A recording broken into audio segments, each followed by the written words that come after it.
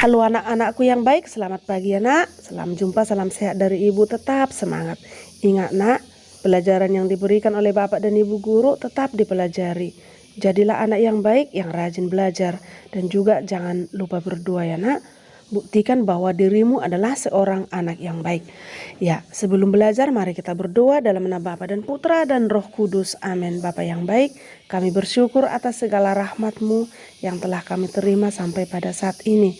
Begitu baik Engkau Tuhan sehingga kami dapat masih belajar melalui online hari ini. Semoga ya Bapa kasih-Mu menuntun kami, memberkati kami sehingga kami mampu mewartakan kerajaan-Mu dengan tindakan. Demi Kristus Tuhan pengantara kami. Amin. Dalam nama Bapa dan Putra dan Roh Kudus. Amin. Oke, anak-anakku yang baik. Ya, mari kita mulai pelajaran kita. Pada minggu yang lalu kita telah mempelajari Yesus mewartakan kerajaan Allah dengan kata-kata. Hanya ibu mengingatkan bahwa kerajaan Allah itu adalah bahwa Allah yang beraja menguasai hati manusia sehingga timbullah rasa cinta kasih, keadilan, kejujuran, sukacita, dan damai sejahtera dalam diri manusia. Maka pada hari ini kita akan belajar Yesus mewartakan kerajaan Allah dengan tindakan. Tindakan hidup yang lebih bermanfaat daripada hanya kata-kata. Orang yang munafik itu adalah perbuatan, tindakan beda dengan kata-kata. Maka tidak memiliki prinsip. Artinya pendidikan itu tidak akan berhasil bila hanya disampaikan dalam pengajaran. Tetapi jauh lebih penting adalah lewat sikap dan tindakan kita sebagai siswa maupun sebagai guru.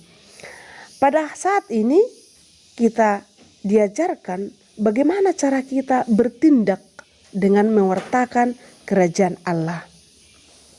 Ya, dalam hidup kita sehari-hari. Contoh, seorang kudus yang mewartakan kerajaan Allah dengan tindakan adalah Santo Fransiskus dari Assisi. Santo Fransiskus ini adalah seorang yang kaya raya.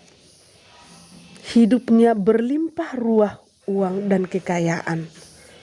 Dan juga orang tuanya adalah seorang pedagang yang sangat kaya. Ya, Fransiskus berada dalam kelimpahan harta dan dia lahir di kota Assisi, Italia pada tahun 1181 ya. Boleh nanti dibaca anak-anakku yang terkasih halaman 95 sampai dengan 96 karena panjangnya. Tetapi uang itu bukan segalanya bagi Fransiskus. Walaupun dengan uangnya ini dia bisa kemana-mana, tetapi kayaknya hidupnya tidak berfungsi hanya dengan kekayaan dan hanya dengan berfoya-foya, ya, memboroskan harta kekayaan ayahnya. Fransiskus ini disentuh oleh Tuhan, hatinya disentuh. Lalu dia masuk menjadi seorang biara dan dia pun melayani Tuhan dengan begitu baik. Ia segera melaksanakan nasihat-nasihat Tuhan, mewartakan kerajaan Allah. Dan kalau pernah anak-anakku dengarkan yaitu Gita Sang Surya, itulah lagu Santo Fransiskus. Maka semuanya itu adalah saudara baginya. Dia membangun gereja, dia menjadi hidup dan melakukan tindakan dengan pewartaan kerajaan Allah. Fransiskus sangat perhatikan orang-orang melarat, orang-orang miskin dan yang tidak diperhatikan. Ia sangat mencintai lingkungan ya, seperti bilang tadi kita Sang Surya, maka matahari pun saudaranya. Sedangkan maut pun saudaranya, lalat pun saudaranya. Maka semua ciptaan Tuhan itu adalah saudara Fransiskus baginya. Mari kita dengan baik seperti Fransiskus membuat lingkungan itu menjadi saudaranya, berarti tidak merusak.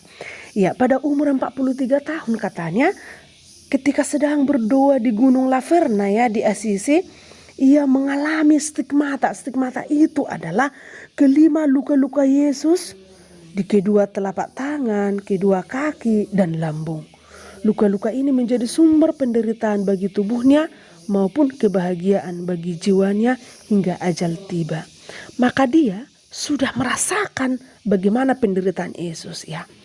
Orang yang mewartakan kerajaan Allah dengan tindakan juga melalui Injil Lukas bab 10 ayat 25 sampai 37 adalah orang Samaria yang murah hati.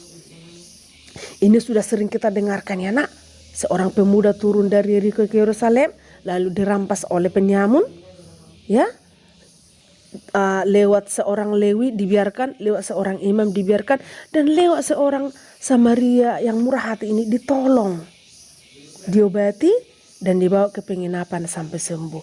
Lalu Yesus menyembuhkan seorang yang sakit kusta. Itulah ya, 10 orang kusta itu disembuhkan oleh Yesus. Itulah tindakan Yesus mewartakan kerajaan Allah. Anak-anakku yang terkasih, Yesus dalam hidupnya mengajarkan cinta kasih. Tetapi Yesus tidak hanya mengajarkannya melalui kata-kata, melainkan dia sendiri pelaku cinta kasih itu. Begitu juga dengan orang Samaria yang murah hati. Yesus ingin membuka mata dan hati orang-orang Farisi. Orang Farisi dan ahli Taurat hanya tahu mengajarkan tentang cinta kasih, tetapi tidak melaksanakannya. Menjalankan cinta kasih itu tidak pandang bulu, seperti yang dilakukan oleh orang Samaria. Ya, dengan menyembuhkan orang kusta juga Yesus membebaskan orang dari keterasingan karena selalu dijauhi. Yesus menunjukkan belas kasih-Nya dengan memberi peluang kepada orang yang sakit kusta. Anak-anakku yang baik, begitu juga dengan Santo Fransiskus dari Assisi. Dia melakukan tindakan-tindakan kasih. Maka tunjukkanlah melalui tindakan dan sikap hidupmu sehari-hari, anak-anakku yang baik. Bagaimana kamu mewartakan dan melakukan kerajaan Allah itu dengan tindakan. Jangan hanya di mulut. Belajar itu sudah merupakan tindakan baik. Berdoa, mengubah dirimu menjadi anak yang baik. Dan mempraktekkan firman Tuhan dalam hidup. Dan mempraktekkan dalam hidupmu. Sekian dan terima kasih.